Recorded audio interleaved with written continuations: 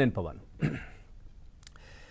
ఇక వైసీపీ అధినేత జగన్ సంచలన వ్యాఖ్యలు చేశారు. నిన్న తిరుమల వెళ్ళి శ్రీవారిని దర్శించుకుంటామంటే మతం పేరు తీసుకొస్తున్నారంటూ నా మతం మానవత్వం అని చెప్పారు జగన్మోహన్ రెడ్డి. ఇక ఇదే విషయం డిక్లరేషన్లో రాసుకోండి అంటూ కూడా చెప్తా ఉన్నారు. ఇక డిక్లరేషన్ పేరుతో దిగజారుడు రాజకీయాలు కొనసాగిస్తున్నారంటూ కూడా నిన్న మాట్లాడడం జరిగింది ఆయన. ఇక నేను ఇంట్లో బైబిల్ చదువుతా, ఆలయానికి వెళ్తే హిందూ సంప్రదాయాలను అనుసరిస్తా, ఇక ముస్లిం, సిక్కు, ఇతర మతాలను గౌరవిస్తా అని వైఎస్ జగన్ స్పష్టం చేశారు. ఇక తిరుమల పర్యటన రద్దయిన తర్వాత తాడేపల్లిలో జగన్ మీడియాతో మాట్లాడినవి ఇవి. ఇక జగన్ మాటలు చూస్తుంటే దేశాన్ని, హిందూ మతాన్ని తప్పు పడుతున్నట్లుగా పూర్తిగా అర్థమవుతోందని చాలామంది అభిప్రాయం వ్యక్తం చేస్తూ ఉన్నారు. మరి ఏదైతే నీ దృష్టిలో మూర్తి భవించిన మానవత్వం అంటూ కూడా జగన్మోహన్ రెడ్డి చాలా గొప్పగా సినిమా డైలాగులు చెప్తా ఉన్నారు.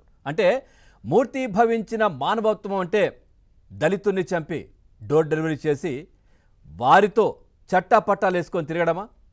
బాబాయిని గొడ్డలితో దారుణంగా నరికితే గుండెపోటు అని తనకు సంబంధించిన మీడియాలో ప్రచురించుకోవడమా? స్వంత చెల్లెలు శీలంపై నీ చండాలపు పత్రికలో నీచమైన రాతలు రాయించడమా? ఇదేనా మీ దృష్టిలో మానవత్వం అంటూ కూడా చాలామంది మాట్లాడుతున్నారు. ఇక టీడీపీ నేత చంద్రయ్యను గొంతు కోసి చంపినప్పుడు ఎటు వెళ్ళింది నీ మానవత్వం అంటూ కూడా మాట్లాడుతున్నారు. ఇక డాక్టర్ సుధాకర్ను నడి రోడ్డుపై పెడరెక్కలు విడిచిపెట్టి ఒక ఉగ్రవాదిగా పిచ్చోడని ముద్ర వేసి ఆయన చంపినప్పుడు ఎక్కడ పోయింది నీ మానవత్వం అని చాలామంది చెప్తా ఉన్నారు.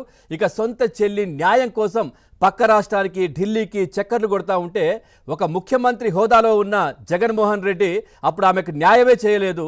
మరి ఎక్కడ పోయింది మానవత్వం అంటూ కూడా చాలామంది ప్రశ్నిస్తున్నారు.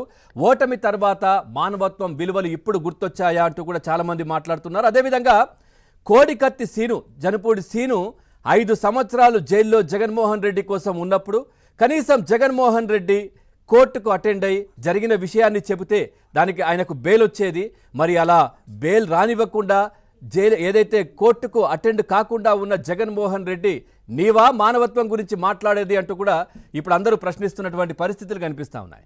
ఓవరాల్గా ఈ అంశానికి సంబంధించి మనతో మాట్లాడడానికి స్టూడియోలో ఉన్నారు జబర్దస్త్ ఫేమ్ కిరాక్ ఆర్పి గారు.